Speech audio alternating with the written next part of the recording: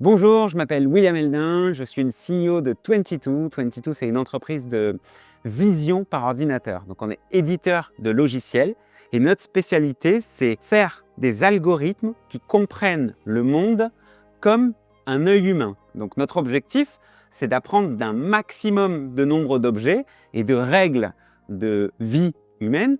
Comme ça, on arrive à créer cet outil logiciel qui est là pour aider l'humain à voir des choses qu'il n'a pas eu le temps de voir, qu'il n'a pas vu parce qu'il faisait autre chose ou il n'a pas les moyens dans son entreprise de mettre une personne pour regarder cette chose-là. Et donc, on fait des détections et du comptage. Et donc, aujourd'hui, on distribue en Europe et on commence à distribuer aussi aux États-Unis.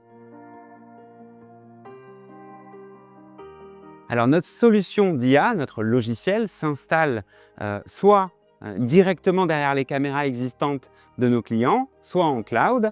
Et en fait, elle récupère les flux vidéo, elle les analyse en temps réel. Vous pouvez aussi, avec notre logiciel, venir en post-traitement aller rechercher des choses. Le premier cas d'usage, c'est est-ce que vous savez détecter les palettes? Parce que des fois, ils paumaient des palettes avec quand même 500 000 balles dessus ou 1 million d'euros dessus. Et donc, du coup, derrière, il fallait les retrouver. Donc, le dernier qu'il a scanné, il a scanné là. On entoure la palette et on regarde où est-ce qu'elle a vécu et comment. Et donc, du coup, on voit où elle est.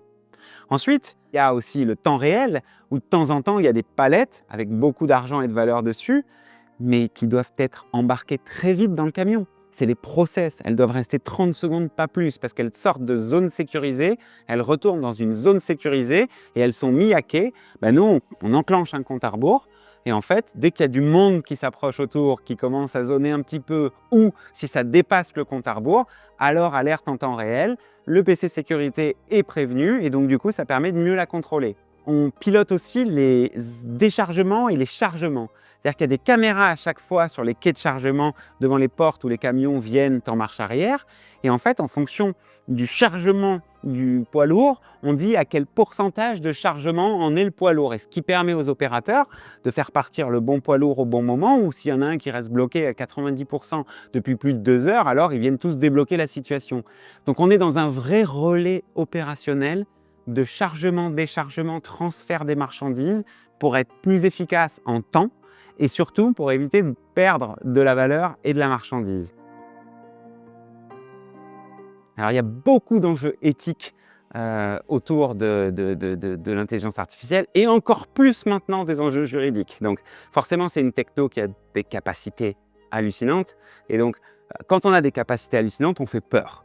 Donc, premièrement, il y a eu des règles très très claires en 2018 avec la règle sur la protection des données, la RGPD, qui ont dit on n'a pas le droit de pouvoir identifier qui que ce soit à l'intérieur de la data ou dans les algorithmes. Nous, on a créé un comité éthique, on s'est engagé sur la chose parce que c'est vrai que ça nous a paru un peu dur de commencer par des algorithmes qui allaient attaquer, on va dire, des communautés ou qui allaient restreindre. Donc forcément, une nouvelle technologie, quand ça commence par ce côté-là, ça fait encore plus peur. Et en fait, là, on l'a maintenu, ce comité éthique, parce que régulièrement, les clients nous demandent d'aller un peu plus loin. Ce genre de choses-là, on se l'interdit. Donc, on est autonome là-dessus. Et il y a tous les niveaux.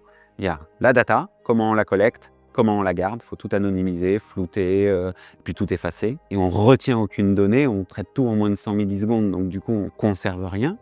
Et ensuite, il y a la philosophie du produit, en fait, vers où on va. Et nos technologies, c'est ce qui fait flipper. C'est que c'est les gouvernements et les polices qui ont acheté en premier. Donc, on avait tous tendance à faire de la sécurité.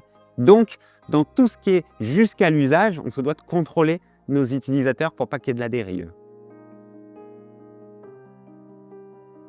Alors, les premiers cas d'usage dans la logistique, donc les métriques de la logistique, c'est le temps.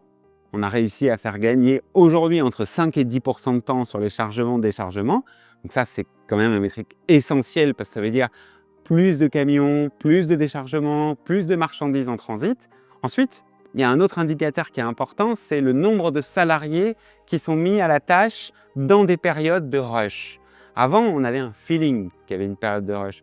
Maintenant, on sait qu'on décharge un camion en moyenne en 7 minutes. Si sur 3 jours, c'est 14 minutes la moyenne, warning, il manquait des gens là où il y a eu un problème. Donc en fait, ça nous permet de lever le capot et de voir à l'intérieur du moteur pour voir quelles sont les anomalies. Donc vraiment, le temps et les ressources humaines affiliées au temps, c'est des métriques très, très importantes. Et après, ce qui les ont fait acheter en premier, c'était la lutte contre le vol ou contre les dégradations. On avait des clients qui perdaient de temps en temps sur des vols 1 million d'euros, 500 000 euros sur les palettes. Donc, en fait, ils ont tous au budget une partie vol. Notre objectif et notre indicateur, c'est de réduire cette partie de vol aussi et de leur faire gagner de l'argent suite à ça. Donc, 2 indicateurs pour le moment, du temps et de l'argent gagné face au vol.